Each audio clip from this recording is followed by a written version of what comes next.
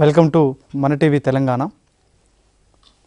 నేడు గురుకులాల్లో ఉన్నటువంటి ఉద్యోగాల గైడెన్స్లో భాగంగా మ్యూజిక్ టీచర్స్, అదేవిధంగా ఆర్ట్ అండ్ క్రాఫ్ట్స్, అదేవిధంగా లైబ్రేరియన్స్, నర్సింగ్ పోస్టులకు ప్రిపేర్ అయ్యేటువంటి విద్యార్థులకు సలహాలు సూచనలు ఇచ్చేటందుకు మిస్టర్ దుర్గాప్రసాద్ గారు మన వీడియోకి చేయడం జరిగింది. వారు గ్రంథాలయం యాజమాన్యం అనేటువంటి టాపిక్ మీద విలువైన సమాచారాన్ని మనకు అందిస్తారు. దుర్గాప్రసాద్ గారు, థ్యాంక్ యూ అండి. మీ గురించి దుర్గాప్రసాద్ గారు ప్రస్తుతం సిద్దిపేట డిగ్రీ కళాశాలలో లైబ్రరీగా పనిచేస్తూ ఉన్నారు. ఇప్పుడు మనకు గ్రంథాలయ యాజమాన్యం అనే టాపిక్ మీద వారు విలువైన సమాచారాన్ని మనకు అందిస్తారు. నమస్తే అండి. గ్రంథాలయ యాజమాన్యము ప్రతి గ్రంథాలయాన్ని యాజమాన్యం చేయటం కోసము వాల్యుబుల్ డాక్యుమెంట్స్ అవసరము, పీరియాడికల్స్ అవసరము, అదేవిధంగా న్యూస్ పేపర్స్ అవసరము, మారుతున్న కాలానికి అనుగుణంగా ఎలక్ట్రానిక్ ఇన్ఫర్మేషన్ రిసోర్సెస్ కూడా అవసరము.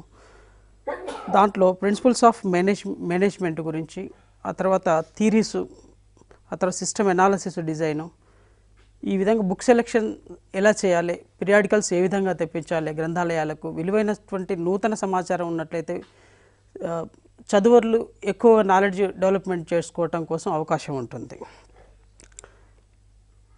Management refers to series of functions for the organisation and administration of various activities and peoples the organisation. Frederick F.W. Taylor is the father of scientific management. Management is the art of knowing what you want to do in the best and cheapest way. He has to emphasize the work and not the workers of the organization. In this library management, Henry Fowell principles and F.W. Taylor, Luther Gulick and Leonard Warwick, three authors has given their theories. For procuring of books and purchasing of books, there is a procedure, library committee and allocation of budget and also furniture also very important. He opines that Edward Evans also given a definition, management definition. Management means to control and direct the operation of an organization or a subdivision of a larger unit. Art of getting things. Management is a art as well as science, because of managing a library, it is a art of every librarian and library professional. And same way, how we can science call it, we are doing classification and cataloging through classification schemes, that is based on the science technical basis. So, that is why management is a art as well as science both. Library is an organized collection of sources of information and similar resources made accessible to a defined community for reference or borrowing. Defined community means we are having types of libraries, public libraries, academic libraries and special libraries. Compared to each and every library, their objectives are different, their services are different, at the same time their budgetary system also different.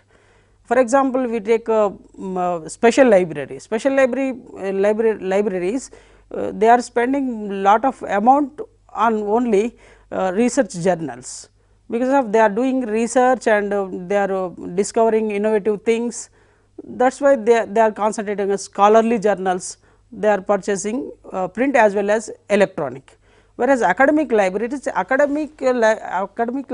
need is different, their faculty members are involving research programs as well as students are engaging in academic sector, updating their subject knowledge, faculty members as well as students. Whereas public library in generally every user, common user is approaching public library, where they are daily news updating as well as novel information, their local information, that public library is maintaining on the basis of library cess based their salaries and all these things. Then material both to print and electronic. Libraries collection can be include books, periodicals, newspapers, electronic information resources and other formats. Earlier John Gutenberg before finding printing press, we used to depend on clay tablets, palm leaves and older methodology.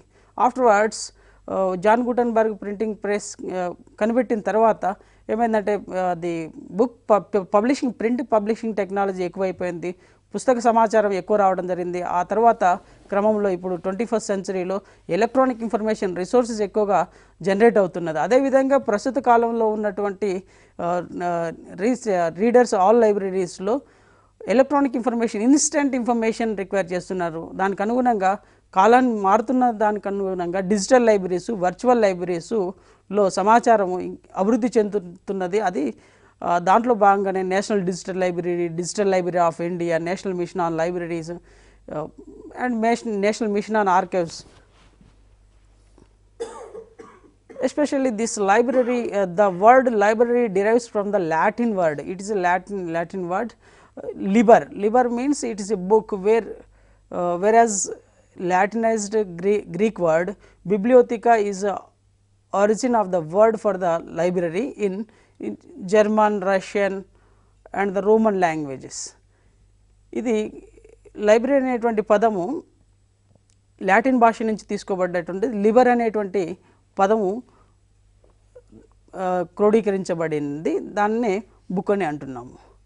Then next especially ఈ యొక్క library మేనేజ్మెంట్లో బాగా టెక్నికల్గా ఉన్నటువంటి అంశాలు ఏమంటే పుస్తక సమాచారాన్ని తీసుకురావడం. మనకు ప్రతి గ్రంథాలయంలో కూడా చదువరులు ఎప్పుడు లైబ్రరీ మీద నమ్మకం ఉంటుందంటే కొత్త సమాచారం ఉండాలి, యాజ్ పర్ సిలబస్ మారినప్పుడు కావచ్చు, లేకపోతే వారికి అవసరాలకు అనుగుణంగా సమాచారం దొరికినప్పుడు వారు గ్రంథాలయానికి ప్రతి సందర్భంలో రావడానికి అవకాశం ఉంటుంది. చూసినట్లయితే బుక్స్ ప్రొక్యూర్మెంట్, పుస్తకాలు తెప్పించేటువంటి విధానం చూసినట్లయితే అకాడమిక్ అండ్ స్పెషల్ లైబ్రరీస్లో చూసినట్లయితే ఫస్ట్ అక్కడ ఉన్నటువంటి ఫ్యాకల్టీ మెంబర్స్ దగ్గర నుంచి కావచ్చు, లేకపోతే స్టూడెంట్స్ ఎటువంటి జనరల్ యూజర్ కూడా నాకు ఈ పలానా పుస్తకం కావాలన్నప్పుడు ఆ పుస్తకం తెప్పించడానికి అవకాశం ఉంటుంది. బడ్జెట్ వచ్చినప్పుడు బడ్జెట్ డిపార్ట్మెంట్ వైజ్ అలొకేట్ చేసుకుంటూ ఎన్ని డిపార్ట్మెంట్లు ఉంటే అన్ని డిపార్ట్మెంట్ వైజ్ అలొకేట్ చేసిన తర్వాత list of books faculty members దగ్గర నుంచి కావచ్చు, లేకపోతే హెడ్ ఆఫ్ ద ఇన్స్టిట్యూషన్స్ దగ్గర నుంచి తెప్పించుకొని ఇంకా ఏవైనా మిగిలినటువంటి అంశాలు ఉండేది లైబ్రరీని డిస్క్రిట్ చేసుకొని, ఎందుకంటే చదువర్లకు ఏమేమి అవసరం ఉన్నదనేటువంటిది లైబ్రరీ వారు అక్కడ ఉన్నటువంటి సపోర్టింగ్ స్టాఫ్తో తెలుసుకొని ఇంకా బుక్స్ తెప్పించడానికి అవకాశం ఉంది. లిస్ట్ తెప్పించిన తర్వాత పబ్లిషర్కి లీడింగ్ పబ్లిషర్స్కి పుస్తకాలు వాళ్ళ దగ్గర నుంచి తెప్పియాలి. అదేవిధంగా బుక్స్ పర్చేజ్ చేసేటప్పుడు కూడా 10,000 కంటే బిలో ఉంటే డైరెక్ట్ పర్చేజ్ చేయడానికి అవకాశం ఉంటుంది. 10,000 కంటే ఎక్కువగా అమౌంట్కి సంబంధించిన పర్చేజ్ చేయడానికి వెళ్ళినప్పుడు మామూలుగా మార్కెట్లో దొరికేటువంటి స్టాండర్డ్ మెటీరియల్ని లైబ్రరీలకు ఎప్పుడు తెప్పియద్దు. లైబ్రరీలకు తెప్పించేటువంటి సమాచారము ఎక్కువ ఇయర్స్ వ్యాలిడేట్గా ఉండాలి, ఇన్ఫర్మేషను వీడౌట్ పరిస్థితికి ఉండకూడదు. ఇంటర్నేషనల్ స్టాండర్డ్ బుక్ నంబర్ ఉన్నటువంటి ISBN నంబర్స్ ఉన్నటువంటి పుస్తకాలు మరియు అదేవిధంగా ISSN నంబర్ ఉన్నటువంటి జర్నల్స్, పీరియాడికల్స్ మాత్రమే లైబ్రరీస్ తెప్పించాల్సినటువంటి అవసరం ఉంటుంది. ఈ తెప్పించే దశలో ఈ కొటేషన్ మెథడ్ కావచ్చు, డైరెక్ట్ సబ్స్క్రిప్షన్ కావచ్చు చేసిన తర్వాత మనం ఆర్డర్ ఇచ్చిన తర్వాత గవర్నమెంట్ సెక్టార్లో ఎస్పెషల్లీ బుక్స్ ఆర్డర్ ఇచ్చిన తర్వాత బుక్స్ వచ్చిన తర్వాత వాటిని మనము యాక్సెషన్ రిజిస్టర్లో ఎంటర్ చేసుకునేటప్పుడు ఒకసారి ఫిజికల్గా వెరిఫై చేయాలి. వెరిఫై చేసినప్పుడు దాంట్లో ఏమైనా డ్యామేజ్ ఉన్నాయా, మరి క్వాలిటీగా ఉందా, లేకపోతే అది ఎటువంటి డ్యామేజ్ లేకుండా ఉందా చూసుకొని, మనకు అన్ని పేజీలు కరెక్ట్గా ఉన్నాయా చూసుకొని ఫిజికల్గా పెట్టుకున్నప్పుడు మనం యాక్సెషన్ రిజిస్టర్లో ఎంటర్ చేయడానికి అవకాశం ఉంది. యాక్సెషన్ రిజిస్టర్లో ఒక 14 కాలమ్స్ ఉంటాయండి. ఆ రిజిస్టర్స్ గురించి మనం ఇంకొంచెం లేటర్గా డిస్కస్ చేద్దాము. తర్వాత ఈ బుక్స్ వచ్చిన తర్వాత ఎంటర్ చేస్తాము. ఇదంతా ప్రొసీజర్ని ఏమంటారంటే బుక్స్ ప్రొక్యూర్మెంట్ అని చెప్తాం అనమాట, పర్చేసింగ్ ఆఫ్ బుక్స్. ఆ తర్వాత పుస్తకాలు వచ్చిన తర్వాత మనం ఏం చేస్తామంటే టెక్నికల్ ప్రాసెసింగ్లోకి వెళ్తాము. టెక్నికల్ ప్రాసెసింగ్లో క్యాటలాగ్ అండ్ క్లాసిఫికేషన్ చేస్తాము. చేసేటప్పుడే ఇంకా అది స్టాంపింగు, లేబులింగు కనుక దాంట్లోనే చేస్తాము. Then next periodicals management. Periodicals management అంటే time based published scholarly information is called periodicals. పీరియాడికల్స్ని మరొక పదం ఏం చెప్తామంటే సీరియల్స్ అని కూడా అంటాము. కొంత సమయం ఆధారంగా చేసుకొని కొత్త సమాచారం వస్తుంటుంది. దాంట్లో ఎగ్జాంపుల్స్ ఏమేమంటే డైలీ న్యూస్ పేపర్ కావచ్చు, లేకపోతే వీక్లీ మ్యాగజైన్ కావచ్చు, మంత్లీ జర్నల్ కావచ్చు, మంత్లీ మ్యాగజైన్ కావచ్చు, క్వార్టర్లీ కావచ్చు, హాఫ్ ఇయర్లీ కావచ్చు, ఇయర్లీ కావచ్చు, ఎటువంటి అయినా వీటన్నిటికీ పబ్లికేషన్లో సమయం ఆధారంగా చేసుకొని పబ్లిష్ అవుతున్నాయి. కాబట్టి అందుకోసం వాటిని పీరియాడికల్స్ అంటున్నాము, సీరియల్స్ అంటున్నాం. ఈ పీరియాడికల్స్ సీరియల్స్ తెప్పించేటువంటి విధానం ఏ విధంగా ఉంటుందంటే ఇన్ జనరల్గా ఫైనాన్షియల్ ఇయర్ ఆ ఏప్రిల్ ఫస్ట్ నుంచి మార్చ్ 31 వరకు ఏ విధంగానైతే ఉంటుందో, అకాడమిక్ ఇయర్ అయితే జూన్ 1 నుంచి మే 31 వరకు ఏ విధంగా అయితే ఉంటుందో, ఇన్ జనరల్గా అన్ని లైబ్రరీస్లో లైబ్రరీ జర్నల్స్ సబ్స్క్రిప్షన్ చేసేటువంటి విధానం ఏంటంటే జనవరి నుంచి డిసెంబర్ వరకు. జనవరిలో కనుక మనము డీడీ వారికి పబ్లిషర్లకు జర్నల్ పబ్లిషర్స్కి పంపించినట్లయితే వారు ఎక్కడ కూడా తేడా రాకుండా చివరి వరకు డిసెంబర్ వరకు పంపించడానికి అవకాశం ఉంటుంది. మళ్ళీ మధ్యలో ఎప్పుడైనా ఇది ఇష్యూ రాకపోతే మనం రిమైండర్ చేసుకోవడానికి కూడా అవకాశం ఉంటుంది. కొన్ని జర్నల్ ఇష్యూస్ వచ్చినప్పుడు ఏమంటే దాన్ని సపరేట్గా ఏ రిజిస్టర్లో ఎంటర్ చేస్తామంటే పీరియాడికల్స్ రిజిస్టర్ అంటాం. పీరియాడికల్స్ రిజిస్టర్లో ఎంటర్ చేస్తాం. దాంట్లో వాల్యూ నెంబరు, ఇష్యూ నెంబర్ ఉంటుంది, ఏ డేట్ రోజు వచ్చింది. ఒకవేళ మనకు అది రాలేదనుకోండి రిమార్క్స్లో మనం రాసుకుంటాం, తర్వాత రిమైండ్ పంపిస్తాము, లేకపోతే ప్రత్యుత్తరాలు కరెస్పాండింగ్ జరుపుతుంటాం, ఈమెయిల్ ద్వారా కావచ్చు, ఫోన్ కాల్ ద్వారా కావచ్చు, ఇంకా కరెస్పాండెన్స్ కూడా పంపించడానికి అవకాశం ఉంటుంది. వాటిని మనం రీకాల్ తెప్పించుకోవడానికి కూడా అవకాశం ఉంటుంది. Then next circulation of books. మనకు పుస్తకాలు కొనే ప్రొసీజర్ ఉన్నది, తర్వాత తెలుసుకున్నాము. తర్వాత పీరియాడికల్స్ని ఎలా తెప్పించుకోవాలో తెలుసుకున్నాము. సర్క్యులేషన్ ఆఫ్ బుక్స్, వచ్చినటువంటి బుక్స్ని మనము మన యొక్క చదువర్ల అవసరాల మేరకు మనం ముందు వారికి అందజేయాలి. కాబట్టి ఆ బుక్స్ను వారికి అందజేయాలన్నా, ఇష్యూ చేయాలన్నా, లేకపోతే వారు మనకు రిటర్న్ చేయాలన్నా కనుక మనం ఏం చేయాలంటే లైబ్రరీ రూల్స్ అండ్ రెగ్యులేషన్స్ మనం ఒకటి ఫ్రేమ్ చేసుకోవాలి. ఎలా అంటే వాళ్ళకు ఎవరికైనా మెంబర్షిప్ అనేటువంటిది ఫస్ట్ ఇంపార్టెంట్. మెంబర్షిప్ కనుక తీసుకున్నట్లయితే వాళ్ళు official users of that particular library. ఒకసారి మెంబర్షిప్ తీసుకున్న తర్వాత వారు అక్కడ చదువుకోవడానికి అవకాశం ఉంటుంది. చదువుకోవడంతో పాటు వారి ఇంటికి పుస్తకాలను అరువుగా తీసుకెళ్ళడానికి అవకాశం ఉంటుంది.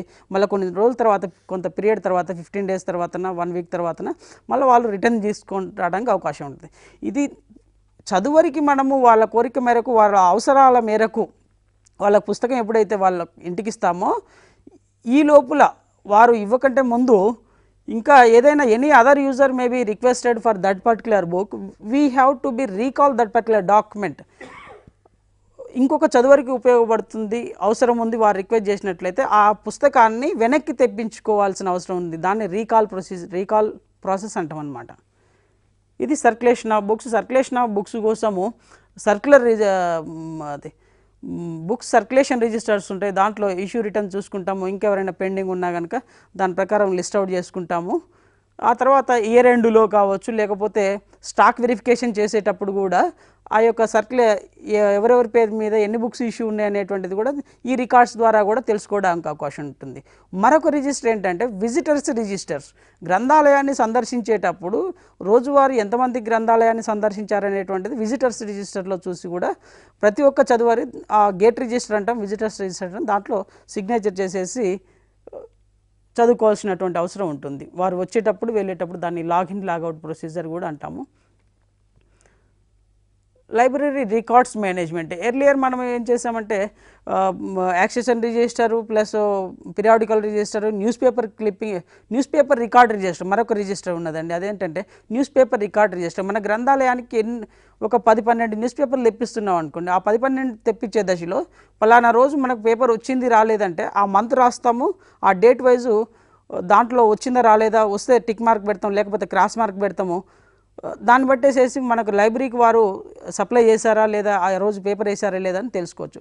ఏదో ఒక రోజు ఒక యూజరు పలానా రోజు పేపర్ కావాలంటే ఆ రోజు మన లైబ్రరీలో అందుబాటులో ఉందా లేదా అనేటువంటిది ఆ రిజిస్టర్ ఒకటి చూసి సరిపోతుంది. దాన్ని న్యూస్ పేపర్ రికార్డ్ రిజిస్టర్ అంటారు. The next electronic resource management. మారుతున్న కాలానికి అనుగుణంగా ప్రింట్తో పాటు ఎలక్ట్రానిక్లో కూడా ఈ రిజిస్టర్స్ అన్నింటిని మెయింటైన్ చేసుకోవడానికి అవకాశం ఉంటుంది. డిఫరెంట్ సాఫ్ట్వేర్స్, సోల్ సాఫ్ట్వేర్ కావచ్చు, న్యూస్ అండ్ లిబ్ కావచ్చు, ఇంకా any other open source and commercial సాఫ్ట్వేర్స్లో ఇప్పుడు రికార్డ్స్ మెయింటైన్ చేసుకోవడానికి అవకాశం ఉంటుంది. దాంట్లో ఎట్లా అంటే డేటాను బ్యాకప్ తీసుకునే విషయం కావచ్చు, రోజువారీ పుస్తకాలు ఎంతమంది ఇష్యూ చేయించుకున్నారు, రిటర్న్ చేయించుకున్నారు అనేటువంటిది దాంట్లో ట్రాన్సాక్షన్ ప్రాసెస్లో యూటిలిటీస్లో చూస్తే డే వైజ్ రిపోర్ట్ తీయవచ్చు, మంత్ వైజ్ రిపోర్ట్ తీయవచ్చు, వీక్లీ వైజ్ రిపోర్ట్ తీయవచ్చు, బ్రాంచ్ వైజ్ రిపోర్ట్ తీయవచ్చు. ఆ రిపోర్ట్ జనరేషన్ అనేటువంటిది ఎలక్ట్రానిక్ రికార్డ్స్గా తీయడానికి అవకాశం ఉంటుంది, లేకపోతే డిజిటైజ్ చేస్తే కూడా అవకాశం ఉంటుంది. మరి ఈ పుస్తక సమాచారంతో పాటు మనకు ఇన్ఫ్రాస్ట్రక్చర్ కూడా అవసరం. ఇన్ఫ్రాస్ట్రక్చర్ లేకపోతే మనం ఆ పుస్తకాలని సరైన క్రమంలో అమరించలేము, ఆర్గనైజ్ చేయలేము. కాబట్టి దాంట్లో బుక్ ర్యాక్స్ ఉన్నాయి, బుక్ కేసెస్ ఉన్నాయి, డబుల్ సైడెడ్ షెల్ఫ్స్ కూడా ఉంటాయి, దాంట్లో 42 షెల్ఫ్స్ ఉంటాయి. మరి ఇంటర్నేషనల్ స్టాండర్డ్ వారు ఇచ్చినటువంటి ప్రామాణికం ఏంటంటే 6.5 feet to 7.5 feet వరకు అది వారు ఇచ్చినటువంటి స్టాండర్డైజేషన్. అదేవిధంగా చదువరి కూర్చునేటప్పుడు కూడా రీడింగ్ చైర్ స్టాండర్డ్ సైజ్ ఏంటంటే 400 mm. అదే రీడింగ్ టేబుల్ యొక్క ఇంటర్నేషనల్ స్టాండర్డ్ ఐఎస్ స్టాండర్డ్ ఏంటంటే 700 mm. mm అంటే మిల్లీమీటర్. ఈ విధంగా ఇంటర్నేషనల్ స్టాండర్డ్స్ ప్రకారం కనుక అన్ని గ్రంథాలయాలు కనుక వారు రికార్డ్స్ మెయింటెనెన్స్ కావచ్చు, ఇన్ఫర్మేషన్ రిసోర్స్ ప్రొక్యూర్మెంట్ కావచ్చు, ఇన్ఫర్మేషన్ సర్వీసెస్ ప్రొవైడ్ చేయడం కావచ్చు, అన్ని రంగాల్లో కనుక స్టాండర్డ్స్ మెయింటైన్ చేసినట్లయితే టోటల్ క్వాలిటీ మేనేజ్మెంట్లో భాగంగా international standard organisation ISO standard కూడా గ్రంథాలయాలకు తెప్పించుకోవచ్చు. సంస్థలకే కాదు, గ్రంథాలయాలకు కూడా అవకాశాలు ఉన్నాయి. ఇక ఇన్ఫ్రాస్ట్రక్చర్, ప్రిజర్వేషన్ ఆఫ్ డాక్యుమెంట్స్ అన్నప్పుడు మనము న్యూస్ పేపర్ కావచ్చు, బుక్స్ కావచ్చు, జర్నల్స్ కావచ్చు, మనం పుస్తకాలు తెప్పించేటప్పుడు హార్డ్ బౌండ్ తెప్పించినట్లయితే ఎక్కువ కాలము మనకు రిపేర్ రాకుండా, బైండింగ్ సమస్య లేకుండా ఎక్కువ అవకాశం ఉంటుంది. అదేవిధంగా జర్నల్స్ని కూడా ఏం చేయాలంటే బైండింగ్కి పంపించేసేసి వాటిని బ్యాక్ వాల్యూమ్స్ కూడా తయారు చేయించుకోవచ్చు. ఇక ప్రిజర్వేషన్ అన్నప్పుడు మరి ఇప్పుడు లైబ్రరీలో దుమ్ముధూళి లేకుండా, లేకపోతే ఇన్సెక్ట్స్ రాకుండా, వైట్ హ్యాండ్స్ రాకుండా, ఇటువంటి అన్నీ రాకుండా కూడా మనము చాలా జాగ్రత్తలు తీసుకోవాల్సిన అవసరం ఉంటుంది. ఈ జాగ్రత్తలు తీసుకోవడం ద్వారా లైబ్రరీ యూజర్స్కే కాదు, లైబ్రరీ స్టాఫ్ మెంబర్స్ కూడా ఒక హైజీనిక్ హెల్తీ ఎన్వైర్న్మెంట్లో లైబ్రరీని మెయింటైన్ చేయడానికి అవకాశం ఉంటుంది.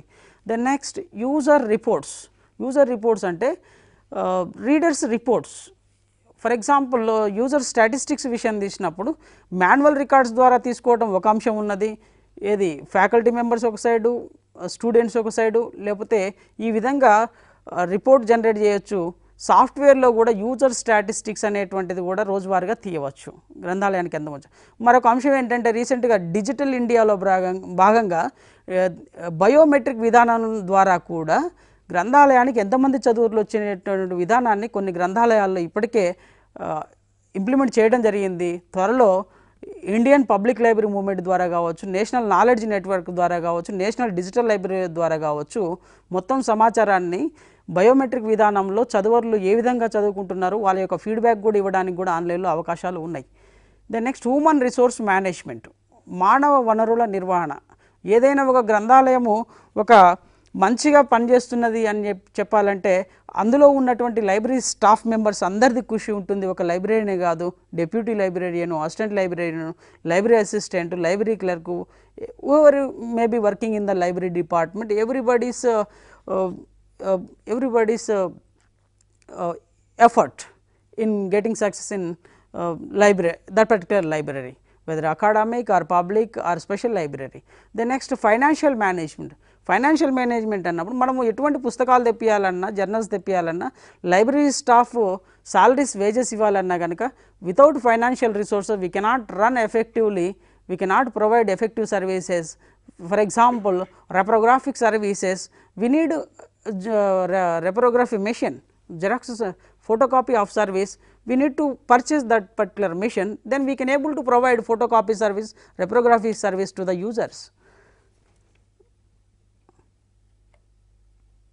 So Government of India has constituted some of the committees and commissions for the development of libraries in India, academic and special libraries and public libraries. For example, first one is Hunter Commission in 1882 constituted.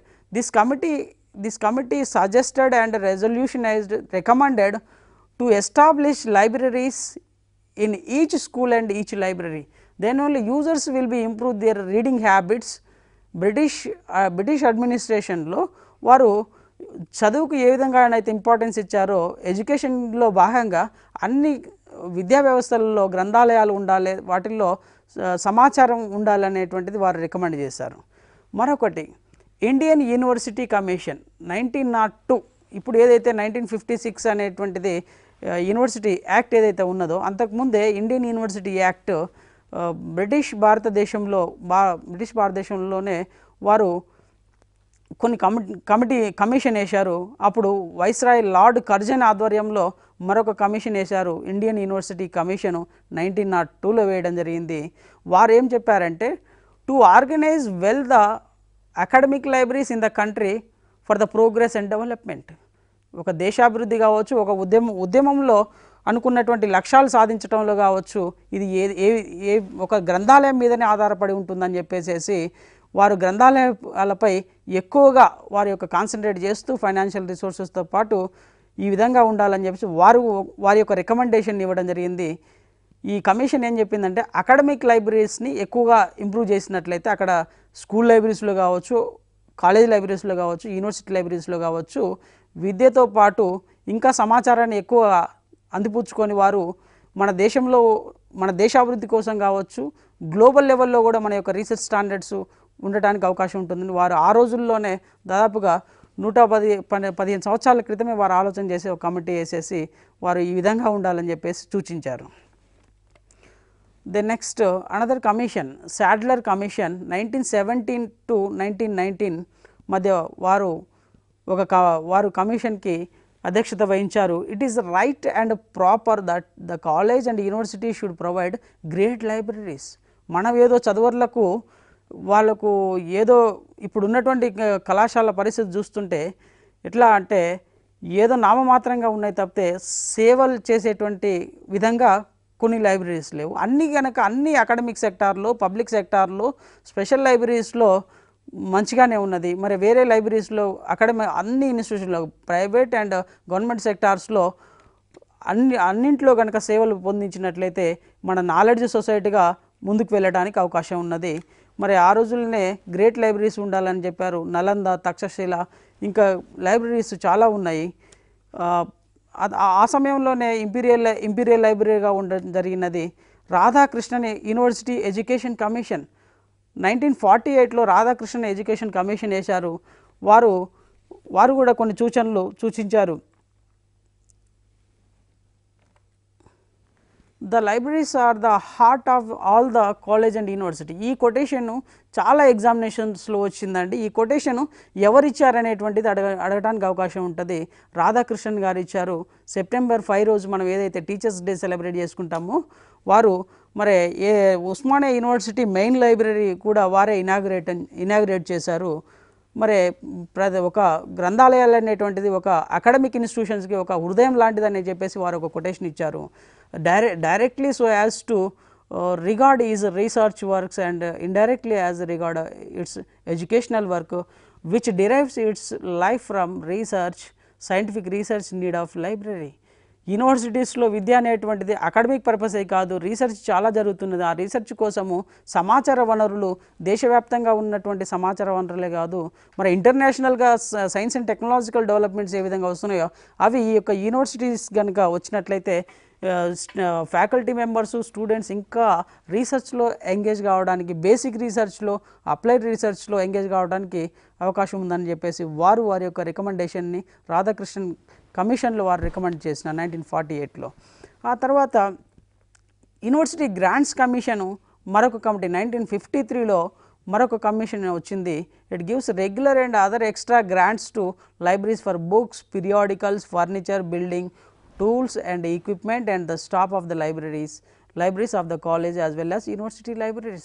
ఈ రోజు academic libraries దేశవ్యాప్తంగా ఉన్నటువంటి all the academic libraries are getting funds from the University Grants Commission for procuring of books and subscription of journals and purchasing of infrastructure for 10 to 15% we can allocate from the allotted budget. వారు పుస్తకాలు కొనడానికి, journals కొనడానికి, magazines కొనడానికి కూడా వారు ఇస్తున్నారు. ఆ furniture తెప్పించేటప్పుడు కూడా ఇంటర్నేషనల్ స్టాండర్డ్ ఉన్నటువంటి ఫర్నిచర్, క్వాలిటీ ఫర్నిచర్ కనుక తెప్పించినట్లయితే ఎక్కువ కాలం ఉండడానికి అవకాశం ఉంటుంది. ఆ ఫర్నిచర్ తీసుకునే దశలో తుప్పుగా పట్టినటువంటి స్టెయిన్లెస్ స్టీల్ ఉన్నటువంటి మనం తెప్పించుకుంటే బాగుంటుంది. ఈ బిల్డింగ్ విషయం చూసినట్లయితే ఈ బిల్డింగ్ కూడా రీసెంట్గా అకాడమిక్ యూనివర్సిటీస్లో, కాలేజెస్లో బిల్డింగ్స్ కూడా కట్టుకోవడానికి వారు రూసా బడ్జెట్లో కూడా అవకాశాలు ఉన్నాయి.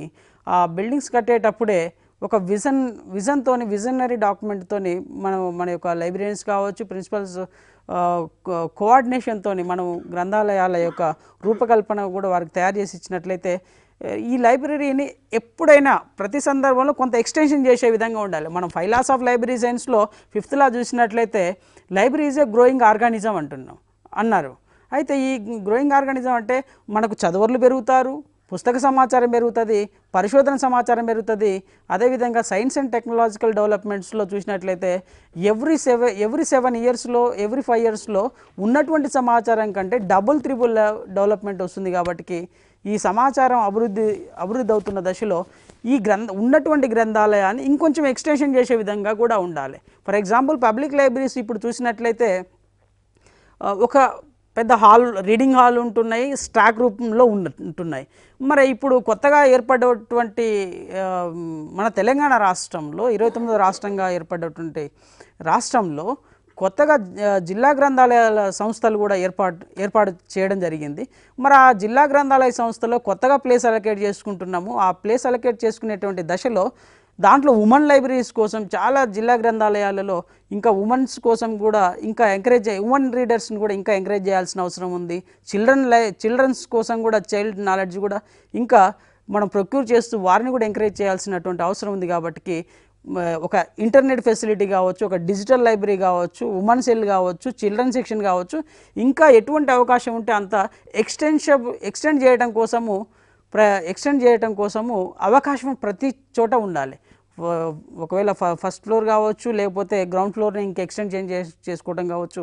ఈ బిల్డింగ్ కట్టేటప్పుడే కొంత హైట్లో కనుక బిల్డింగ్ని కట్టుకున్నట్లయితే మనకు రైనీ సీజన్లో వాటర్ స్టోరేజ్ కావచ్చు, లేకపోతే న్యాచురల్ వెంటిలేషన్ రావడానికి అవకాశం ఉంది. న్యాచురల్ వెంటిలేషన్లో ఉండటంలో భాగంగా మనకు ఎలక్ట్రిసిటీ మించి ఎక్కువ డిపెండ్ కాని అవసరం లేదు. ఆ బిల్డింగ్ కట్టేటప్పుడు ఇంకొంచెం సోలార్ ప్లాన్ కనుక పెట్టుకున్నట్లయితే ఇంకా ఎలక్ట్రిసిటీ పవర్ని కూడా ఇంకా రెడ్యూస్ చేయడానికి కూడా అవకాశం ఉంటుంది. అదేవిధంగా టూల్స్ అండ్ ఎక్విప్మెంట్స్ చూసినట్లయితే ఈ యొక్క లైబ్రరీ క్యాటలాగ్స్ కావచ్చు, సబ్జెక్ట్ వైజ్ బిబ్లియోగ్రఫీస్ కావచ్చు, ఇంకా ఎనీ అదర్ ఎక్విప్మెంట్ చూసినట్లయితే library catalogue cabinets, OPACs and staff of the libraries.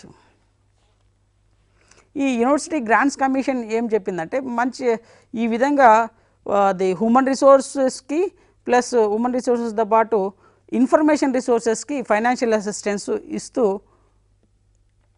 ఉంటుంది. Then next father of library science in India doctor S R Ranganathan గారు ఇప్పటివరకు వేసినటువంటి కమిటీల్లో నాన్ లైబ్రరీ సైన్స్ వారు కమిషన్స్ కావచ్చు, కమిటీస్ హెడెడ్గా ఉన్నారు. ఈ 1957లో ఏదైతే రంగనాథన్ కమిటీ వేశారో వారు మన యొక్క గ్రంథాలయ సమాచార సేవకుల గురించి, లైబ్రరీన్స్ గురించి ప్రత్యేకంగా వారు స్టడీ చేసేసి ఎంతమంది యూజర్స్ ఉంటే ఎలా వర్క్ చేయాలి, స్టాఫ్ ఫార్ములా కూడా వీరు డిజైన్ చేశారు. ఆ స్టాఫ్ ఫార్ములాలో ఏం చేశారంటే 6000 బుక్స్ ఎక్వైర్ చేయడం కోసము ఒక ప్రొఫెషన్ ఒక సంవత్సరంలో చేసినట్లయితే 500 పీరియాడికల్స్ ఒక విధంగా ఉన్నట్లయితే ఒక సర్క్యులేషన్ సెక్షన్లో 1500 అవర్స్ గేట్ అవర్స్లో ఉండడం కావచ్చు.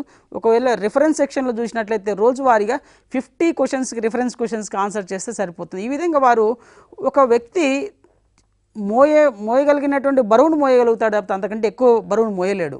కాబట్టి మన కోసం మన గురించి ఆలోచన చేసి వారు ఏం చేస్తారంటే identify the standards regarding the working service conditions and pay scales of the staff of the library. ఏ లెవెల్లో ఉన్నటువంటి వాళ్ళు ఏ విధంగా టాప్ లెవెల్, మిడ్ లెవెల్, లో లెవెల్లో ఉన్నటువంటి స్టాఫ్కి ఏ విధంగా సర్క్యులేషన్ చేయాలి, ఏ విధంగా శాలరీస్ ఉండాలి, వాళ్ళ యొక్క సర్వీసెస్ ఎట్లా ఉండాలి.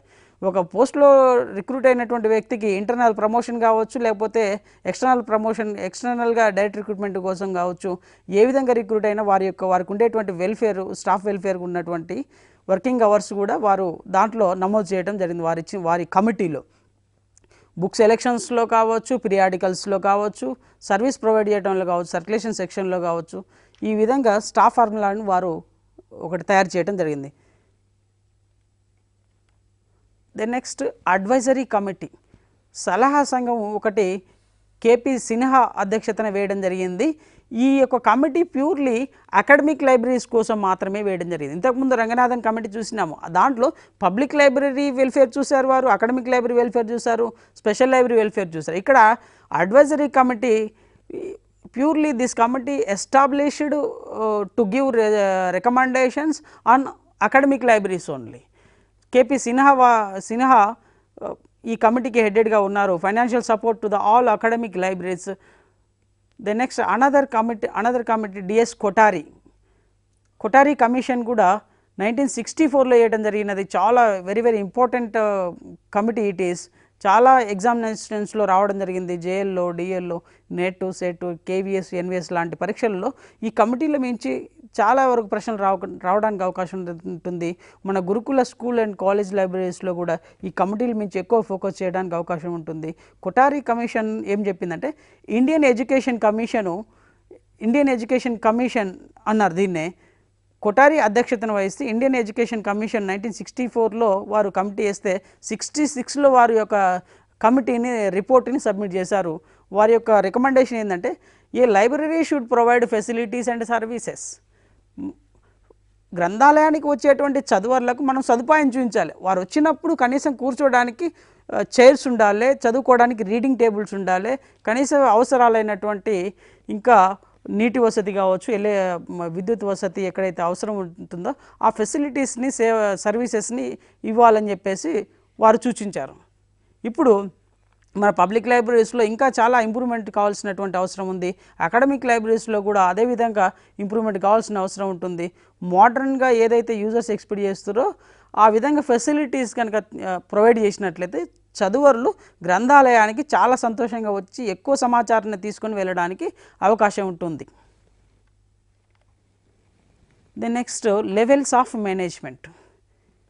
ఈ మేనేజ్మెంట్లో కూడా లెవెల్స్ ఉంటాయి. ఆ లెవెల్స్ ఏ విధంగా ఉంటాయంటే top level management, mid level management, లో లెవెల్ మేనేజ్మెంట్.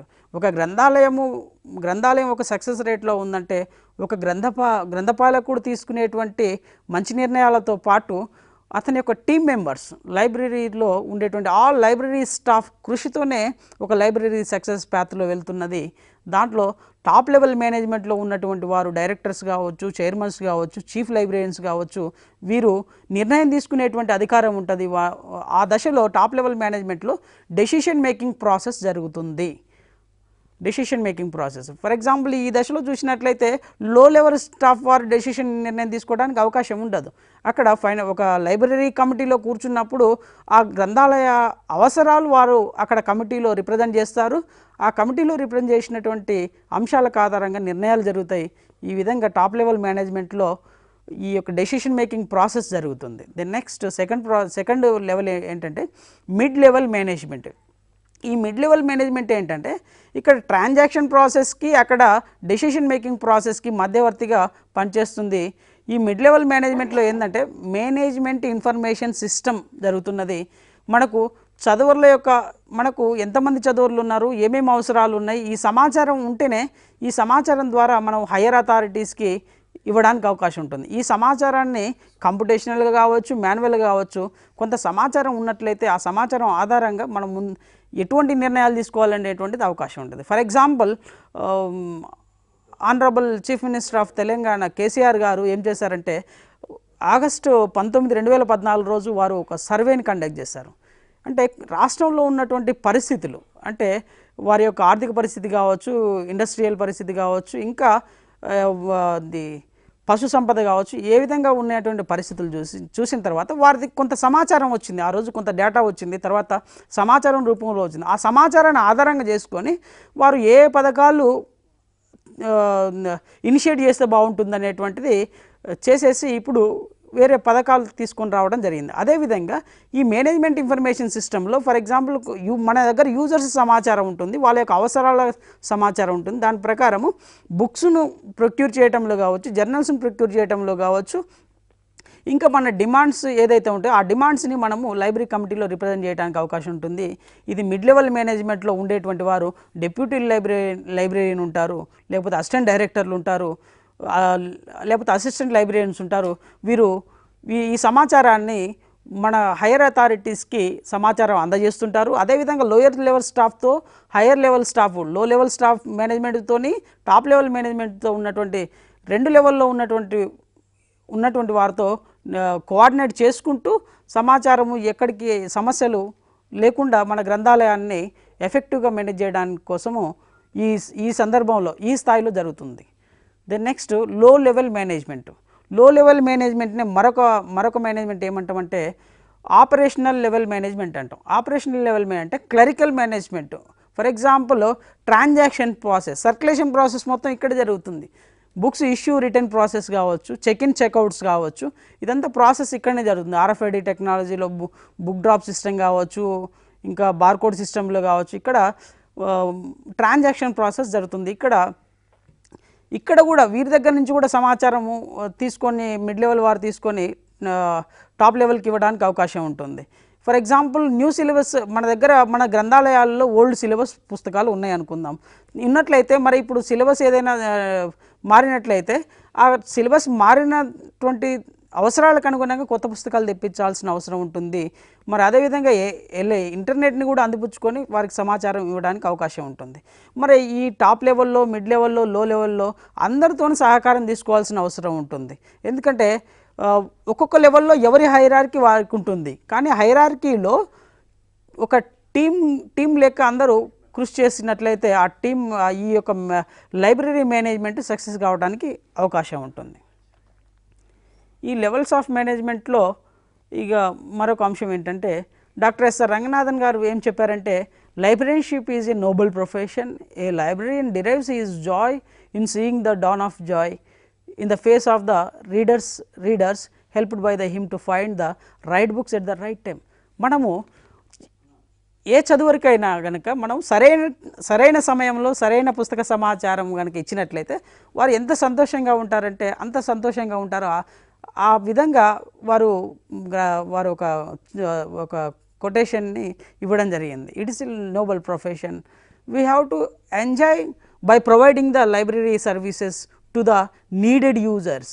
మనకు కొంతమంది యూజర్స్ జనరల్ యూజర్స్ ఉంటారు, కొంతమంది రిఫరెన్స్ కోసం రీసెర్చ్ దశలో వస్తారు.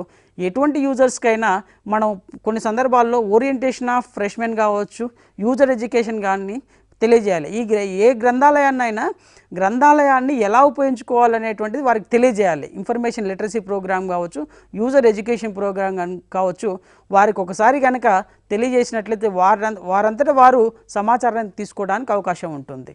కొన్ని సందర్భాల్లో రిఫరెన్స్ సర్వీస్ ఇవ్వడానికి మన దగ్గరికి వచ్చినప్పుడు కూడా మనము వారి యొక్క క్వశ్చన్ ఏంటి దాన్ని ఎనాలిసిస్ చేసి ఏ రిఫరెన్స్ డాక్యుమెంట్లో కనుక సమాచారం దొరుకుతుందో మనము చూసేసి సర్వీస్ ప్రొవైడ్ చేయడానికి అవకాశం ఉంటుంది. కాబట్టి యూనివర్స్ ఆఫ్ నాలెడ్జ్ ఏ సబ్జెక్ట్లో ఏ సమాచారం అయినా మనం అందించేటప్పుడు ఎలా ఉండాలంటే చాలా జడ్జిమెంటల్గా ఉండాలి. ఇన్ఫర్మేషన్ మనం ఇచ్చే సమాచారము ఒక హాఫ్ నాలెడ్జ్లుగా ఉండకూడదు. మనం ఇచ్చే సమాచారం చాలా అధికారికంగా ఉండాలి, చాలా జాగ్రత్తగా చదువర్లకు సమాచారం ప్రొవైడ్ చేయాలి. ఇక మరొకటి Henri Fayol principles. The next principles of management is the father of modern management. Henri Fayol principles.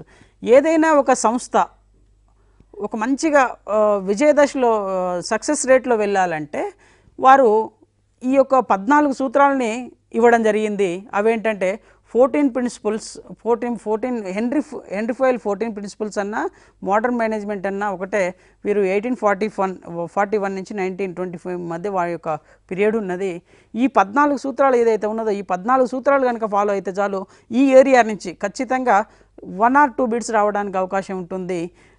అవి ఏమంటే ఫస్ట్ పాయింట్ ఏంటంటే డివిజన్ ఆఫ్ వర్క్. మనము ఏదైనా గ్రంథాలయంలో ఉన్నటువంటి పనిని ఏం చేయాలంటే విభజన చేసుకోవాలి. మన గ్రంథాలయంలో ఉండేటువంటి సెక్షన్లు ఏమేమి ఉంటాయంటే ఎక్విజేషన్ సెక్షన్ ఒకటి ఉంటుంది, పుస్తకాలు తెప్పించేటువంటి విభాగం కావచ్చు, జర్నల్స్ తెప్పించే విభాగం కావచ్చు, దాన్ని ఎంటర్ చేసే విభాగం కావచ్చు.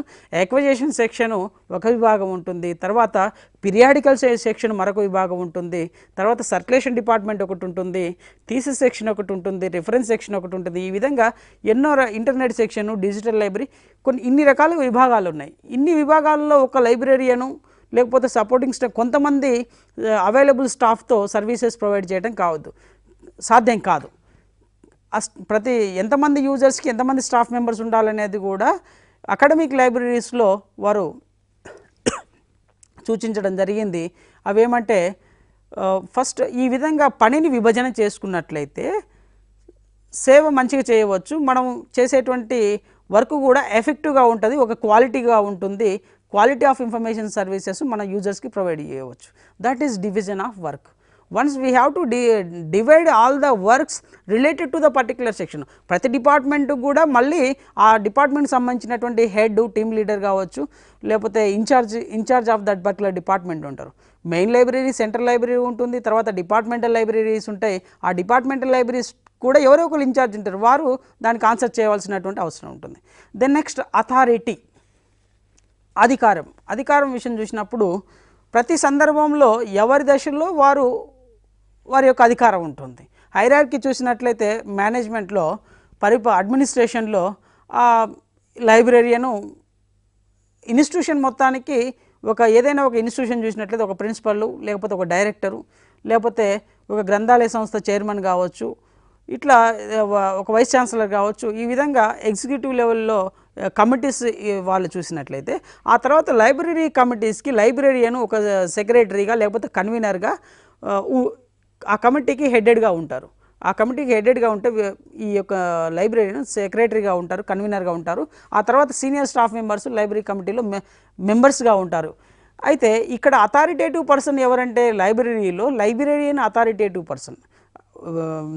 ఒక లో లెవెల్లో ఉన్నటువంటి వాళ్ళు కాదు, మిడ్ లెవెల్లో ఉన్నటువంటి వాళ్ళు కాదు, టాప్ లెవెల్లో ఉన్నటువంటి వాళ్ళు అథారిటేటివ్గా ఉంటారు. వాళ్ళు ఓవరాల్గా ఎటువంటి సమస్య వచ్చినా కనుక వారు ఆన్సరబుల్ చేస్తారు. ఎవరైతే సమస్యలకు పరిష్కారాలు చూపించి నిర్ణయం తీసుకునేటువంటి అధికారం ఉంటుందో వాళ్ళను అథారిటేటివ్ పర్సన్స్ అంటాం. మన గ్రంథాలయానికి చూసినట్లయితే librarian, knowledge manager, information officer, information scientist, ఈ విధంగా నామిక్లేచరు ఒక్కొక్క సంస్థను తీసుకున్నట్లయితే ఒక్కొక్క విధంగా మారుతూ వస్తున్నది. Third one is discipline. మనము చదువర్లతోని క్రమశిక్షణ విషయం చూసుకున్నట్లయితే ప్రతి గ్రంథాలయంలో మనం రూల్స్ అండ్ రెగ్యులేషన్స్ అన్నీ ఫ్రేమ్ చేసేసి వారికి తెలియజేయడం కావచ్చు, లేకపోతే ఒక లిస్ట్ అవుట్ డిస్ప్లే చేస్తుంటాము. ఆ డిస్ప్లే చేసే దశలో మనము చదువర్లతో ఇంటరాక్ట్ అయ్యేటువంటి విధానం కావచ్చు, యూజర్స్ మనతో ఇంటరాక్ట్ అయ్యే విధానం కావచ్చు, మన యొక్క వర్క్ని మనం చేసే దశలో కావచ్చు, ఒక డిస్ప్లైన్ మేనర్లో చేసుకున్నట్లయితే ఒక ఎమోషనల్గా మనం ఒక యూజర్స్తోని ఒక సాఫ్ట్ కార్నర్లో మనం సేవలు అందించే విధానంగా ఉన్నట్లయితే ఈ డిస్ప్లైన్ అనేటువంటి కాన్సెప్ట్ సాటిస్ఫై అవుతుంది. Then next unity of command. ఇది కూడా ఒక యూనిటీ ఆఫ్ కమాండ్. ఇప్పుడు మనం ఒక సెక్షన్లోగా ఒక రిఫరెన్స్ సెక్షన్ విషయం తీసుకున్నాం అనుకోండి, ఆ సెక్షన్లో ఎవరైనా చదువరు వచ్చేసేసి సమాచారం అడిగినప్పుడు ఎవరు అక్కడ ఇన్ఛార్జ్గా ఉన్నటువంటి రిఫరెన్స్ లైబ్రరీను కమాండెడ్గా ఆ యొక్క టీమ్కి, ఆ యొక్క యూజర్కి సమాచారం ఇవ్వడానికి అవకాశం ఉంటుంది. అక్కడ ఉన్నటువంటి వేరే స్టాఫ్ మెంబర్స్ కాదు, వారు సమాచారం ఇస్తారు. ఆ తర్వాత ఒకవేళ ఏదైనా ఉన్నది లేదు ఇంకా కొత్తది తెప్పియాలన్నా కనుక అథారిటేటివ్ పర్సన్ అక్కడ ఆ కన్సర్న్డ్ హెడ్కి సంబంధించిన వారు, ఒక్కొక్క సెక్షన్కి ఒక్కొక్క హెడ్ కూడా ఉంటారు.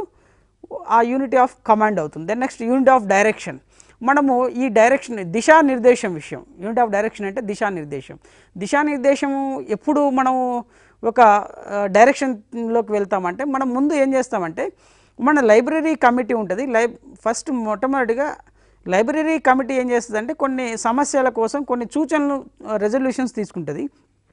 ఆ సూచనలకు అనుగుణంగా మనకు ఏవి పాసిబిలిటీ కావనేటువంటిది మన ఫైనాన్షియల్ రిసోర్సెస్ని, మన హ్యూమన్ రిసోర్సెస్ని బేరీ చేసుకొని దాని ప్రకారం మనం ముందుకు వెళ్తాం. మన డైరెక్షన్ ఎవరు ఇస్తారు అంటే లైబ్రరీయను సపోర్టింగ్ స్టాఫ్కి డైరెక్షన్ ఇస్తారు. ఓకే, ఈ పలానా సందర్భంలో మనము ఈ బుక్స్ ఇష్యూ చేయడం కావచ్చు, ఈ బుక్స్ని బైండింగ్ చేయించడం కావచ్చు, ఈ విధంగా ఇంకా కొత్త విషయాలు కొత్త సేవలు ఇనిషియేట్ చేయడం కావచ్చు డైరెక్షన్ ఇస్తారు. ఆ డైరెక్షన్కి ఆధారంగా ఆ యొక్క టీమ్ లీడర్ లైబ్రరీను ఏదైతే ఇచ్చినటువంటి దిశానిర్దేశం ఉంటుందో అక్కడ తీసుకున్నటువంటి నిర్ణయం ప్రకారమే అందరూ కట్టుబడి ఉండేసి ఆ డైరెక్షన్లో పనిచేయాల్సినటువంటి అవసరం ఉంది. అప్పుడే మన గ్రంథాలయము మంచిగా మనం అనుకున్నటువంటి ఆబ్జెక్టివ్స్ మిషన్ సక్సెస్ కావడానికి అవకాశం ఉంటుంది. Then next subordination of individual interest. Subordination అన్నప్పుడు ఇక్కడ ఈ సందర్భంలో ఏ లెవెల్లో ఉన్నటువంటి ఉద్యోగి అయినా కనుక ఒక గౌరవంగా సేవను అందించడం కావచ్చు, గౌరవంగా ఇంటర్నల్గా స్టాఫ్ మెంబర్స్ మధ్య కోఆర్డినేషన్ ఉండవలసినటువంటి అవసరం ఉంటుంది. ఒక సెక్షన్లో ఉన్నటువంటి స్టాఫ్ మెంబర్స్ ఇంకొక సెక్షన్లో ఉన్నటువంటి స్టాఫ్ మెంబర్స్ మధ్య సహకారం అవసరం ఉంటుంది. మన గ్రంథాలయమే కాకుండా వేరే గ్రంథాలయంలో ఉన్నటువంటి స్టాఫ్ మెంబర్స్తోని అక్కడ సమాచార వనరులతోని కూడా మన గ్రంథాలయానికి సమాచార అవసరం ఏర్పడవచ్చు. For example inter library loan కావచ్చు, లైబ్రరీ కోఆపరేషన్ కావచ్చు, రిసోర్స్ షేరింగ్ కావచ్చు, లైబ్రరీ కన్సోర్షియం కావచ్చు. ఈ విధంగా వేరే గ్రంథాలయాల సహకారం అవసరం పడుతుంది, వేరే గ్రంథపాలకుల యొక్క సహకారం కూడా అవసరం ఉంటుంది. కాబట్టి అక్కడ మనం అందరితోని మంచి రిలేషన్స్ మెయింటైన్ చేయాలి. అందరూ కూడా ఒక ఛాలెంజింగ్గా తీసుకోవాల్సిన అవసరం ఉంటుంది, ఇంట్రెస్ట్ కూడా. దెన్ నెక్స్ట్ రెమ్యూనరేషన్, జీతము, శాలరీ, వేజెస్. మరి ప్రతి ఒక్క ఉద్యోగి వారు చేరిన రోజు నుంచి సేవ చేసే రోజు నుంచి ఎలా ఉంటుందంటే ఒక సంస్థలో ఒక ఆర్థికంగా వారు బలోపేతంగా మంచి శాలరీ వస్తుందంటే ఇంకా వాళ్ళు మంచిగా సేవ చేయడానికి అవకాశం ఉంటుంది. కొన్ని సందర్భాల్లో మనం చూస్తుంటాం మంచి ఇన్సెంటివ్స్ ఇస్తుంటారు, ప్రమోషన్స్ ఇస్తుంటారు. మంచి శాలరీ కనుక ఇచ్చినట్లయితే వారు కొంత సమయం ఎక్కువ స్పెండ్ చేయడం. మనం లైబ్రరీస్ అనగానే మనం ఎక్కువ ప్రతి చోట కూడా కొంత సమయం ఎక్కువ పెంచాలనేటువంటి కాన్సెప్ట్ ఉంటుంది. మనం కూడా ఏంటంటే సేవా భావం ఎక్కువ ఉండాల్సినటువంటి ప్రతి లైబ్రేరియన్కి, గ్రంథపాలకులకు ఇప్పుడు రేపొద్దున మీరందరూ కాబోయేటువంటి లైబ్రేరియన్లు, బడింగ్ ప్రొఫెషనల్స్ మీరందరూ కూడా ఒక సేవాభావం ఉండాలి, నేర్చుకునే తత్వం ఉండాలి, పేషెన్సీ ఉండాలి. ఇవన్నీ కూడా క్రైటీరియాస్ ఉంటాయి. దాని ప్రకారము లైఫ్ లాంగ్ లెర్నింగ్ ప్రాసెస్. మన దగ్గర గనక కొత్త సమాచారం ఉన్నట్లయితే చదువర్లు మనల్ని ఇష్టపడడానికి అవకాశం ఉంటుంది. మన దగ్గర ఉన్న సమాచారం కోసం వారు వచ్చేసి సేవ తీసుకోవడానికి అవకాశం ఉంటుంది. శాలరీ విషయం కూడా చాలా ఇంపార్టెంట్ అన్ని సందర్భాల్లో, అన్ని దశల్లో. దెన్ నెక్స్ట్ సెంట్రలైజేషన్, కేంద్రీకరణ. సెంట్రలైజేషన్ ఇప్పుడు centralised library, centralised cataloguing, union cataloguing. Centralisation అన్నప్పుడు ఒక లైబ్రరీ ఆటోమేషన్ ఎన్వైర్న్మెంట్లోకి వెళ్ళినప్పుడు, ఫర్ ఎగ్జాంపుల్ యుఎస్ లైబ్రరీస్లో చూసినట్లయితే ఎక్కడ పుస్తకమైనా తీసుకొని ఎక్కడైనా సబ్మిట్ చేయొచ్చు. ఒక చదువరి ఇక్కడ ఈ పలానా లైబ్రరీలో పుస్తకం తీసుకున్నాడు, వారు జర్నీలోనో ఎక్కడో చదువుకున్నారు, పుస్తకం చదవడం అయిపోయినాక దగ్గరలో ఉన్నటువంటి లైబ్రరీస్కి వెళ్ళేసేసి అక్కడే రిటర్న్ చేయవచ్చు. మనం తీసుకున్న గ్రంథాలయంలోనే రిటర్న్ చేయాల్సినటువంటి అవసరం ఏం లేదు. ఎక్కడ కూడా రిటర్న్ చేసినట్లయితే వాళ్ళ యొక్క డేటా ఇంటిగ్రేటెడ్గా ఉంటుంది. ఇంటిగ్రేటెడ్ లైబ్రరీ మేనేజ్మెంట్ సిస్టంలో యూజర్ స్టాటిస్టిక్స్ ఉంటాయి కాబట్టి అది మేనేజ్ చేయడానికి అవకాశం ఉంటుంది. సెంట్రలైజేషన్ అన్నప్పుడు స్కాలర్ చైన్ అన్నప్పుడు ఈ యొక్క hierarchy level లైబ్రేరియను plus assistant library assistant, ఈ విధంగా అందరి మధ్య ఒక హైరార్కియల్ లెవెల్ ఉంటుంది. ఆర్డర్, ఫర్ ఎగ్జాంపుల్ లైబ్రరీని ఒక ఆర్డర్ ఇచ్చేసేసి ఒక ఆజ్ఞ వెలువరిచారు. ఆ ఆజ్ఞ వెలువరిచిన తర్వాత సపోర్టింగ్ స్టాఫ్ వేరే విధంగా ప్రవర్తించారనుకోండి, లైబ్రేరియన్ గారు ఇచ్చినటువంటి ఆజ్ఞకు మరి సపోర్టింగ్ స్టాఫ్ వ్యతిరేకంగా చేసినట్లు అవుతుంది. కాబట్టి వారు ఏదైతే ఆర్డర్ ఇచ్చారో ఆ ఆర్డర్ ప్రకారము అందరూ వెళ్ళడానికి అవకాశం ఉంటుంది. దీని వరకు ఈక్విటీ అన్నప్పుడు మరి ఈ సందర్భంలో అందరూ కొంతమందికి శాలరీ ఎక్కువ వస్తున్నా, ఒక పొజిషన్ ఎక్కువ ఉన్నా తక్కువ ఉన్నా కనుక ఒక సంస్థలో ఉండేటువంటి సిబ్బంది అందరూ సమానంగా ఉండాలి. మరొక అంశం ఏంటంటే మనకు గ్రంథాలయంలో సేవ చేసేటప్పుడు మనం లైబ్రేరియన్స్గా మనకు అందరూ చదువర్లు సమానంగా చూడవలసినటువంటి అవసరం కూడా ఉంది. మనకు ఇష్టమైనటువంటి వారు వచ్చినప్పుడు ఒక విధంగా, ఇష్టం కానటువంటి వాళ్ళు ఒక విధంగా అనేటువంటిది కాన్సెప్ట్ కాదు. మనకు అందరు చదువర్లు అభివృద్ధి చెందాలి. ఈ యొక్క దేశ ప్రపంచం అభివృద్ధి చెందే మార్గంలో సమాచారము ఇవ్వాల్సినటువంటి అవసరం ఉంటుంది. 2 points.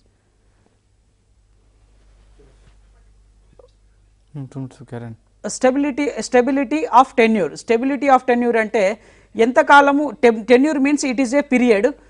మనం ఏదైనా ఒక సంస్థలో ఎంపికైనప్పుడు ఎంత సమయము పనిచేస్తాం.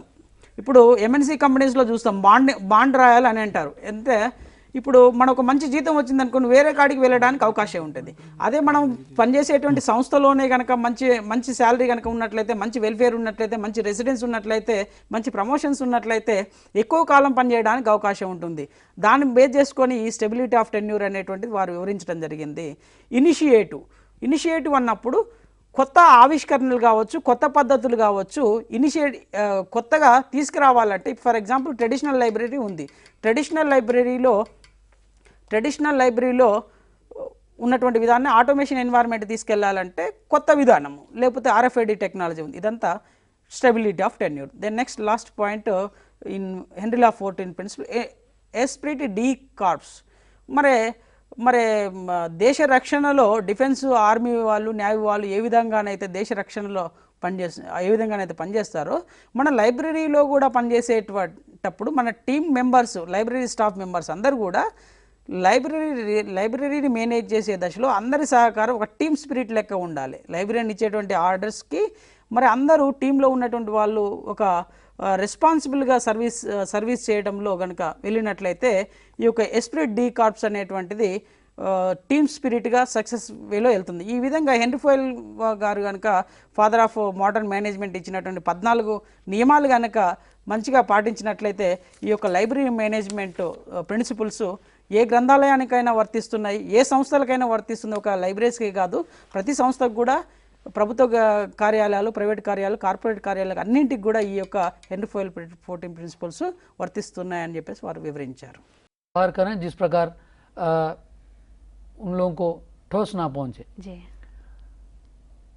निराशापूर्ण दृष्टि से ना देखें, बिल्कुल निराशा के रूप में बच्चों को व्यवहार ना करें। सही उत्तर प्रश्न पूछने पर छात्रों को प्रोत्साहन दें। प्रश्न पूछने पर जब शिक्षक प्रश्न पूछता है तो जवाब देने पर उसको प्रोत्साहन करना है। जी। उसके बाद भाषा शिक्षण द्वारा मूल्यों की शिक्षा, जैसे शिक्षक को लिए हैं, हम भाषा से संबंधित परीक्षा दे रहे हैं, तो इसलिए भाषा शिक्षण के द्वारा कैसे हम मूल्यों को आगे बढ़ा सकते हैं, जी। मूल्य शिक्षा कैसे देते हैं। त्रिभाषा सूत्र के अनुसार प्रत्येक विद्यार्थी 3 भाषाओं का अध्ययन करना होगा, मातृभाषा या प्रादेशिक भाषा, हिंदी या आधुनिक भारतीय भाषा और अंग्रेजी। इस प्रकार त्रिभाषा सूत्र आप ध्यान दें इस पर। जी। उसके बाद भाषा शिक्षण द्वारा मूल्यों के अंतर्गत 1986 शिक्षा नीति से संबंधित प्रोग्राम ऑफ एक्शन के लैंग्वेज डेवलपमेंट नामक अध्याय में हिंदी की चर्चा संपर्क भाषा के रूप में की गई है। जी। जैसे हिंदी भाषा को लेकर 1986 शिक्षा नीति में प्रोग्राम ऑफ एक्शन के नाम पर सिर्फ हिंदी को लिया गया है संपर्क भाषा के रूप में। जी। ध्यान दें, क्योंकि हम हिंदी भाषा से संबंधित परीक्षा दे रहे हैं, तो इस प्रकार इस आयोग से संबंधित लैंग्वेज डेवलपमेंट नामक अध्याय में सिर्फ हिंदी के बारे में दिया गया है। पूरे देश में संपर्क भाषा के रूप में हिंदी को महत्व देना है। जी। भाषा के पाठों में जीवन मूल्य, जैसे भाषा से संबंधित हम अभी पाठशाला के स्तर पर जितने भी पाठ्य दिए गए हैं, जी। सिलेबस दिया गया है, पाठों के आधार पर पाठों में मूल्यों को निहित करके, मूल्यों को चयन करके जी। प्रस्तुत करना चाहिए पाठ्य पुस्तकों में। जी। जैसे साहित्य में अगर देखेंगे तो कई विधाओं को लेकर या कोई महान व्यक्ति की जीवनी को लेकर, जी। इस प्रकार कहावतों के आधार पर, नीति कथाओं के आधार पर, पाठों के अंत में प्रस्तुत निष्कर्ष वाक्यों के आधार पर जी। हम उदाहरण देते हुए बच्चों में मूल्य शिक्षा प्रदान करना है। जी। इस प्रकार हम आगे बढ़ेंगे। शिक्षा पाठ में दिए गए संवादों के आधार पर, सामान्यकृत मान्यताओं के प्रसंगों में, सामाजिक और सांस्कृतिक परंपराओं की उक्तियों में, जी। इस प्रकार ये पाठ्य सामग्री से संबंधित है। उसके बाद पाठ्य सहगामी क्रियाओं के आधार पर मूल्य शिक्षा कैसे हम प्रदान कर सकते हैं छात्रों में। जी। उसके बाद इसमें देखिए खेल कूद, प्रस्तावना सभा, प्रार्थना सभा, जयंती, पर्व एवं उत्सव, समाजोपयोगी कार्य, बाल दिवस, वार्षिकोत्सव, विद्यार्थी संवाद, समितियां, इस प्रकार हम तमाम सारे माध्यमों के आधार पर हम नैतिक शिक्षा को छात्रों को देते हैं। उसके बाद मूल्य शिक्षा पाठ्यशाला में क्रियाएं। जी। विद्यार्थी न्यायालय, सहकारी भंडार संचालय, स्वच्छ पखवाड़ा, खुला पुस्तकालय, अभिभावकों से संपर्क, जी। सांस्कृतिक कार्यक्रम। जी। उसके बाद व्यावसायिक नैतिक मूल्य, प्रोफेशनल एथिक्स कहते हैं। जी। अंतिम बिंदु है ईमानदारी, हॉनेस्टी, पारदर्शिता, ट्रांसपेरेंसी, गोपनीय, कॉन्फिडेंशियलिटी, आदर करना, रिस्पेक्टिवनेस, इस प्रकार हम प्रोफेशनल एथिक्स से संबंधित हम ये जानकारी प्राप्त कर रहे हैं। जी, आपने बहुत अच्छा समझाया है नैतिक मूल्य क्या होते हैं, और भारतीय और पाश्चात्य विद्वानों ने भी जो तालिका बनाई है, तालिका के माध्यम से जो उन्होंने बताया है, इन सब की भी जानकारी आपने परीक्षार्थियों के लिए दी है, जो बहुत ही उपयोगी रहेगी। और इसके साथ जो अभी लाइव में नहीं देख पा रहे हैं उनके लिए एक और सुविधा दी गई है, यूट्यूब में भी इसे देखा जा सकता है। और सॉफ्टनेट कीवर्ड से आप लोग ये पुराने वीडियोस को देख सकते हैं और फीडबैक भी दे सकते हैं। ये बहुत ही अच्छा कार्यक्रम है और छात्रों के लिए और परीक्षार्थियों के लिए ये बहुत उपयोगी रहेगा। और उसके साथ साथ हम प्रोफेशनल एथिक्स के बाद कुछ अंतिम बिंदुओं पर भी ध्यान देंगे। अखंडता, इंटीग्रिटी, अकाउंटेबिलिटी, जवाबदेही और न्याय के प्रति आज्ञा पालन, जिसको हम ओबीडियंस ऑफ लॉ कहते हैं। शिक्षक की कुशलताएं, जैसे हम शिक्षा के क्षेत्र में शिक्षक जो शिक्षा प्रदान करता है, तो इसमें शिक्षक की क्या क्या कुशलताएं होनी चाहिए। जी। जैसे धवे के अनुसार अध्यापन की प्रक्रिया में प्रत्येक शिक्षक को 10 दक्षताएं बताएं। जैसे आप लोग शिक्षक प्रशिक्षण के अंतर्गत जो फर्स्ट पेपर है, उस पेपर के अंतर्गत आप लोग 10 प्रकार की दक्षताओं के बारे में चर्चा की है। कॉम्पिटेंसीज कहते हैं इसको। अच्छा। 10 प्रकार के कॉम्पिटेंसीज, जैसे इस पर ध्यान देंगे तो विषय संबंधी दक्षता, जिस विषय पढ़ाने के लिए चयन किया जाता है व्यक्ति मतलब शिक्षक को, उस शिक्षक को उस विषय में दक्ष होना चाहिए। अगर आप हिंदी विषय पढ़ाने के लिए जा रहे हैं शिक्षण संस्था में, तो हिंदी से संबंधित भाषा को लेकर, व्याकरण को लेकर, साहित्य से लेकर सामान्य जानकारी होनी चाहिए। कभी कभी पाठ्य सामग्री जो है या सिलेबस है, उसमें जितने भी पाठ दिए गए हैं, पाठों से संबंधित भी आपके पास विस्तार से कभी कभी गहन अध्ययन करना होगा। उसके बाद मूल या संदर्भ दक्षताएं, कॉन्टेक्चुअल कॉम्पिटेंसीज कहते हैं इसको अंग्रेजी में। उसके बाद वैचारिक दक्षताएं, कॉन्सेप्चुअल कॉम्पिटेंसीज। उसके बाद लेन देन या प्रयोग दक्षताएं, जैसे विषय से संबंधित अगर आप प्रयोग करना है तो प्रयोग से संबंधित भी दक्षता आपके पास होनी चाहिए। जी।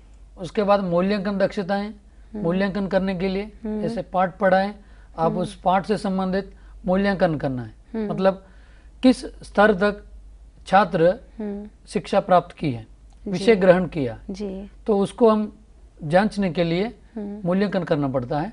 इसलिए शिक्षक के पास मूल्यांकन दक्षता होनी चाहिए।